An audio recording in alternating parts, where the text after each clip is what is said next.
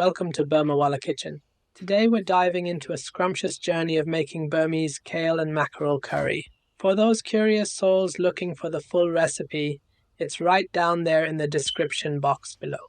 First up, we're going to prep our kale by cutting those lovely leaves off the stem. Now grab a pan and pour in about a quarter cup of oil.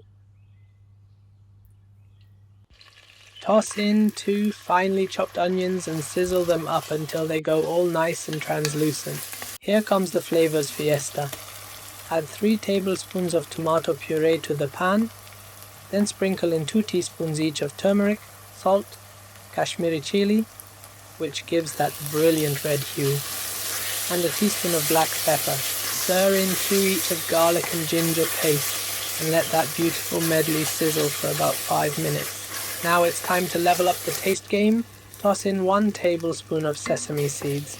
Give it a quick mix, then introduce 4 tablespoons of fish gravy into the mix. Once that's cozy in the pan, add in 3 handfuls of fresh kale leaves and let them wilt and mingle with all those fantastic flavors.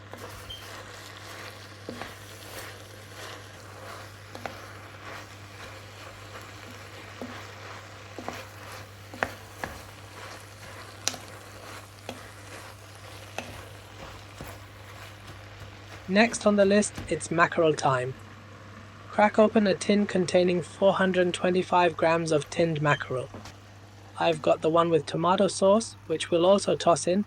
Pour in 1 cup of water, cover it up with a lid, and let this beautiful concoction simmer away for a delightful 10 minutes. But wait, there's more! After that blissful simmer, add in 1 cup of sliced bamboo shoots, a teaspoon of MSG, adds that extra oomph, 4 green chilies for a bit of zing, and a half squeezed lime.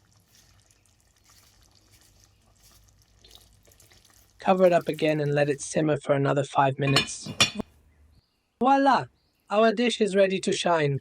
Sprinkle some fresh coriander on top for that final touch of finesse. Now it's serving time. This lip-smacking goodness pairs perfectly with rice. Trust me, it's an absolute flavors bomb. Thanks a bunch for tuning in. I hope this recipe tantalized your taste buds. If it did, show some love by hitting that like button, dropping a comment, sharing it with your pals. And hey, don't forget to smash that subscribe button for more culinary adventures. Cheers.